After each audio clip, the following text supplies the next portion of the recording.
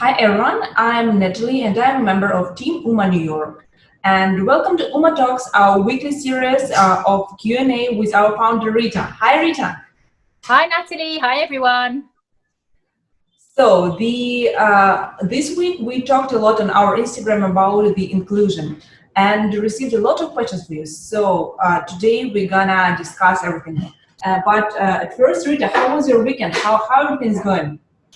It's been going good, being in New York, phase two of things opening up again. So we're really starting to feel the city come back to life again. And I love it. So it's been going great so far. How about you, Natalie? I'm good as well. I had a ton of stuff to be done, so the week was very, very busy and yet interesting. I learned some new stuff, and finally, I can have my favorite coffee at my favorite place, and it just makes me so happy because New York is feeling better every day. I love that. I love that. All right, so our first question is from Sarah, and she's asking, and she's asking, I'm of a diverse background. My mother is an immigrant from Ghana, and my father is from Pakistan. However, I've been told by my colleagues that I am not inclusive manager. What can I do? That's a great question. We actually hear this a lot, and actually I love the fact that that's our first question, because a lot of people think of diversity and inclusion as one umbrella and just being the same thing, but it's not. We talk all the time that diversity is almost like, you can come from different backgrounds and you are diverse, but being inclusive, how do you accept somebody into that background? How do you celebrate the differences? So perhaps for you, you might come from a diverse background, but to be inclusive as a manager, how are you adjusting to other people's backgrounds if they're different from your own background? And I imagine, because you're asking the question, they are, how are you trying to accept them and understand their lives as well? So I would say for you to be a more inclusive manager, sort of just spend some time with your team members, get to understand them a little bit, ask them their thoughts and their views on certain topics. Quite often when you ask them about something in the news or something that you might be doing on your team, there could be different viewpoints because of where somebody is from. And you want to ask about those viewpoints, get them to share what they're thinking. That automatically is going to start opening up you as being more seen as an inclusive manager. Oh, thank you, Rita. This is a wonderful question, wonderful answer. Let's move to the next one. And the next one is from Cindy, and she's asking, I'm a Latina woman of color, and I'm looking for my first ever job. How can I find an inclusive company? Oh, great question. And I love the fact you're stepping out to look for a job. Congratulations to you. So I would start talking about making a list to start with. Think about what is important to you. You talk about wanting an inclusive culture. What does that mean to you? What is inclusion? Is it about having other people from, the Latino community at work? Is it something you want people from a different background as well? Is it an industry you're looking to do? What does inclusion mean to you? So first start thinking about what is important to you. First, then start looking. You maybe utilize LinkedIn. If you don't have a profile, then I'll definitely recommend getting one, and start looking at some companies in the industry that you're thinking of, and start exploring some of the people that work at those companies. Do they look diverse? Do they look inclusive to you? Is that where you would think, you know what, I could work with somebody that looks like that or from that background? So it's a very much of a team dynamic. And then go to their websites, have a look at what are the benefits they offer. Do they have any affinity groups that you could sort of be part of? What are they doing for really to push that needle on diversity and inclusion? So I think those are some starting points for you. Good luck in your journey, and do feel free to reach out to us if we can help in any other way. Oh, thank you, Rita. And I hope that Cindy will find the job that feels right for her and with the most inclusive company that meets your expectations. And actually, for me, it was interesting because I never thought about inclusion, but that everyone can see the different image of inclusion. I thought more about like understanding and getting better together and giving a room for everyone. And I think that probably next time we should discuss more the different viewpoints and inclusion on our Instagram, so more people will have better understanding and better idea of what is it about and how to treat this. Yeah, absolutely. All right, let's move to the next question. And the next question is from Brian, and he's asking, how might we make our international team feel more connected and included during the work from home? And he's also saying that we all work remotely. So how we can help? Ryan, that's a great question. And yeah, we're still very much in lockdown mode. Things are slowly starting to open up, but we're very much here. And I think, now, because we are on a couple of months, you probably have examples yourself of what has worked better, what hasn't. I would say now where we are, some of the ways is sort of really engaging with your team members. Just ask them how they're feeling. Traditionally, we've always sort of work, professional life and your personal life has been two separate journeys. This is lockdown. Your personal and your professional life is one and the same right now. I mean, I can tell you from my own experience, Ryan and everyone out there, that, I'm running, business and a couple of other things I've got going on, but I have, homeschooling with my kids at the same time, everything all at once. One earphone is one call, one is something else. You guys are probably feeling exactly the same way. So be understanding of that. Really acknowledge that people are working, professional and personal spaces are entwined right now. So understand that, maybe spend the first few minutes of a team meeting discussing that, asking how people are, what have they been up to, any highlights in their day or challenges, things like that. And I think that will be starting to break down the barriers, but it will help you see more as a human being as well. People think, wow, Ryan's he's really nice to talk to. I can share thoughts with him. And that's sort of what you want right now. You want people to feel they can share with you. You're not just the manager at the moment, you're a friend to them as well. You're very much a mentor and a guide as well. So just remember that, and good luck to you. Oh, thank you, Rita. Probably we all should practice this more, but especially when, can you imagine, like when a team just don't have and it's pretty often and common for startups, when you have employees all over the world, but you don't have any common space and any common room you can all come together. And for this part, I think that even like talking more and building better communication with the Zoom and other tools, it's even more important, because it is the only way you can make everyone feel connected together. Yeah.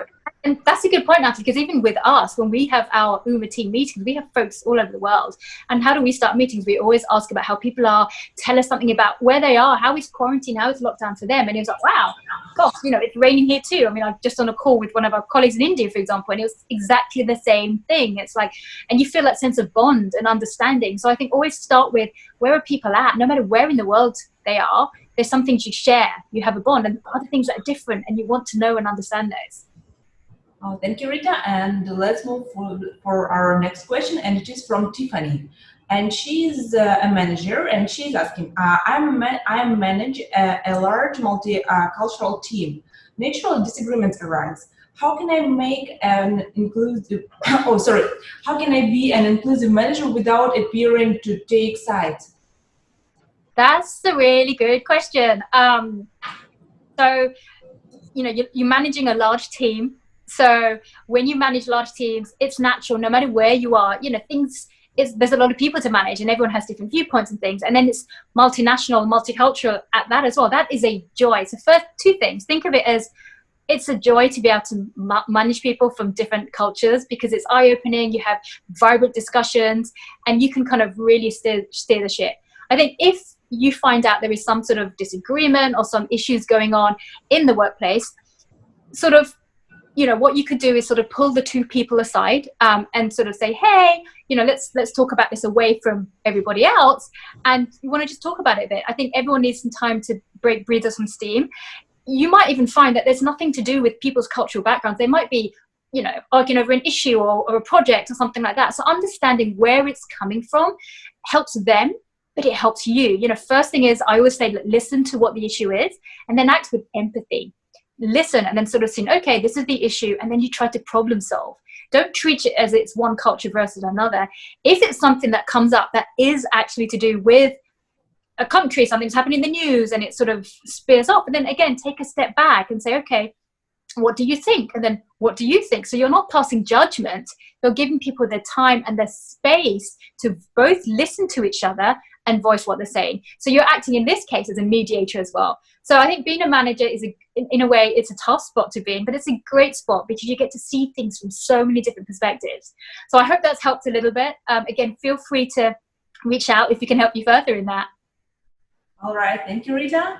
It was a wonderful answer as well, and I hope lots of people will practice just listening, and the idea that not see every disagreement as a point of diversity of different cultures, but It can be just different work stuff that we all are facing.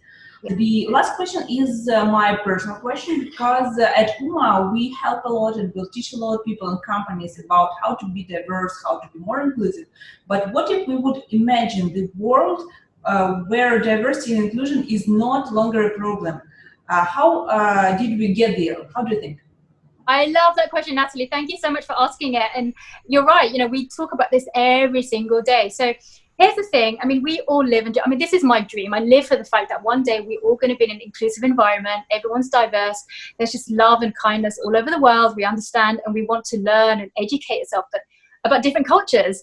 Now, that is the ultimate goal in the wish list. Now, the reality is that we do all have different cultures, and it's not something, a switch you can just turn off overnight and sort of dissipate all the quarrels in the world or different viewpoints. Now, here's the way I see it. Is that we're human beings. We all have our own viewpoints. We all have ways that we were brought up and have ways of seeing how things are done, but so do other people. So the easiest thing that we can all do as citizens, global citizens of the world, and sort of taking ownership of our own actions, is to say, you know what, this is the time to reflect.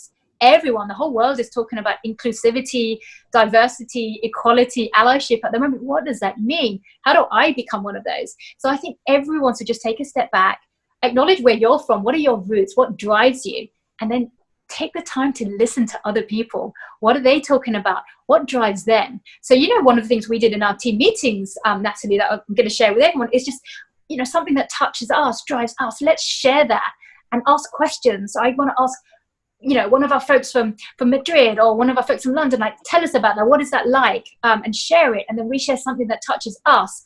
And these are sort of factors that if each of us takes that individual responsibility, that can really help drive in the direction of sort of everybody starting to accept each other for who we are. We're not trying to change anybody. What we're trying to do is accept that we are different and we all want to live together and sort of peacefully. Oh, thank you, Rita. I hope everyone will start just speaking for myself and thinking for myself, and maybe do more reflection these days. And I'm so glad that we discussed this question, because the topic of our next week will be allyship, and it's all about how can everyone become a person who builds this culture. I'm so excited about next week as well. And I have got to say just one thing, Natalie, is that I know when we started doing this, we were like, you know, it's almost experimental. Let's see what kind of questions we're getting. But I'm, you know, so impressed with the kind of questions. I love the fact they're coming in from everywhere in all parts of the world, because it shows this is something that we all care about. So keep them coming, and just thank you to everyone. Just want to show that gratitude to everyone out there. We really appreciate everyone out there. So thank you. Thank you, guys. And I'm so happy that you have time to watch our show with Rita, and that you are asking us all the questions. And please, if you have any questions about our next week topic, or about any topic we discussed on our Instagram before, or just about anything related to work, to being more confident, to be better human, to build better culture at work, please feel free to DM us, and we will answer you, and see you next week. Bye. Bye, guys.